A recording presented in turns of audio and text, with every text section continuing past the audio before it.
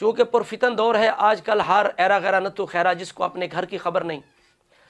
اپنے والدین کی خبر نہیں، اپنے بڑوں کی بزرگوں کی خبر نہیں، جو اپنے پیر استاد کے بارے میں کوئی بھی ہے ایسی کچی بات سننا پسند نہیں کرتا، وہ بدبخت لوگوں کے اندر بیٹھ کے صحابہ کرام کے اختلافات کی باتیں بڑے مزے لے لے کے، چسکے لے لے کے کرتا ہے بدبخت، جس کی وجہ سے صحابہ کرام پر لوگ تان کرتے ہیں، اور یہاں سے رافضیت کی ابتدا ہوتی ہے، یہیں سے خارجیت کی ابتدا ہوتی ہے۔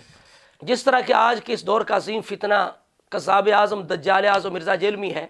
جس کے جھوٹ 250 کے قریب ہو چکے ہیں، مفتی علی نواز صاحب نے وہ جمع کیے ہیں، اور جھوٹ بھی اس نے محدثین اور آل و صحاب پر بولے ہیں۔ ایک جھوٹ بولنے والا لعنتی ہے، تو جو اتنے زیادہ جھوٹ بولے دین کے اندر اور لوگوں کے ایمان کے ساتھ کھیلے، کتنا بڑا وہ لعنتی ملعون اور دجال شخص ہے، اور ہم حیران ہیں ان لوگوں کی عقل پر کہ جو اس کے پیچھے چل رہے ہیں، وہ اس سے بڑے بیوقوف احمق لوگ ہیں۔ تو آپ دیکھیے کہ